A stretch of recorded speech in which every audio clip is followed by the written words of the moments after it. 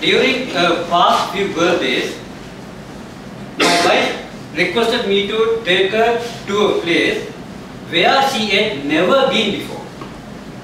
I used to close her eyes and take her straight to the kitchen. But this time, she was adamant to go on a trip. Since I had no other option to gratify her, I decided to take her to a country in Africa.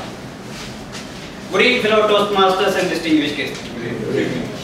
After long browsing on internet, I found a low-cost carrier which has very poor service but excellent safety record. As per their last year's record, more than 30% of their passengers reach their destinations. Very rarely, they reach their scheduled destinations. But they will end up somewhere in country of destination. Sometimes even in small villages. Only the cost made me to select the airline. I did not book any hotel reservation to stay at my destination because airline provides complimentary 4 days hospital bed stay if fly with them.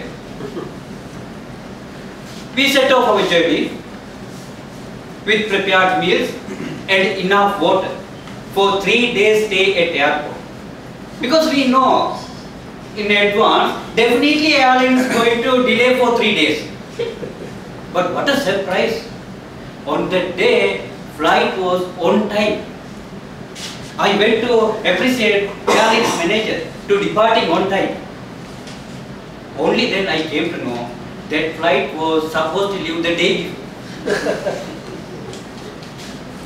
The flight attendant at the gate checked my boarding pass and told me, "Sir, your seat number is 12B," and asked me $10.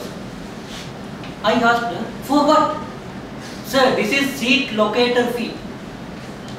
I paid $10 and walked up to my seat and tried to stow my cabin baggage at overhead compartment. One of the flight steward came to me and helped me to stow my baggage and charged me $10 for carry-on assistant fee. Then I sat on my seat. I could not find my seat belt. Since I don't want to pay any more assistant fee, I fastened my own belt to arm of the seat. One of the flight stewards came up with, "Ladies and gentlemen, don't bother to search your life jacket under your seat because we forgot to collect from laundry. But your cushion seat could be used as a floating devices. The emergency landing in the sea. But don't worry, our pilot never flies over the sea. In order to catch important landmark, he flies over the land as close as possible.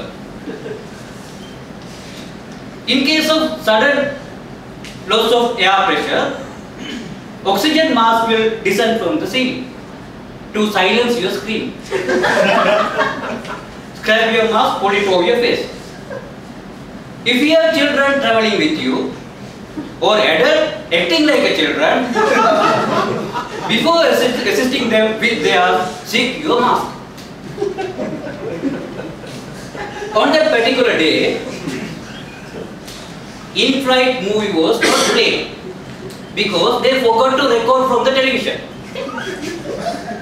However, that flight flew right next to another flight airline, where movie were visible through their right cabin window. Since that flight was a non-smoking flight, no smoking was allowed. The only smoke should be in the flight from engine, which allows them to slow down the flight.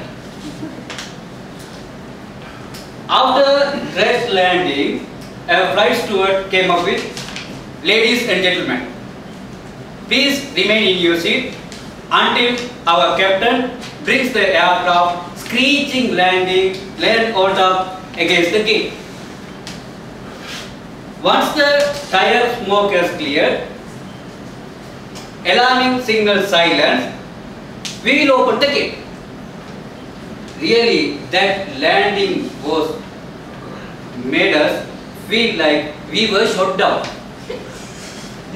Normally, they are landing successful, but passengers did. That was the last time I believed them. Then I took a firm decision not to fly with any budget carriers. So dear Toastmasters, if you are planning your next trip, consult your travel agent like me, who can bring your dreams come true. Back to you, Toastmasters.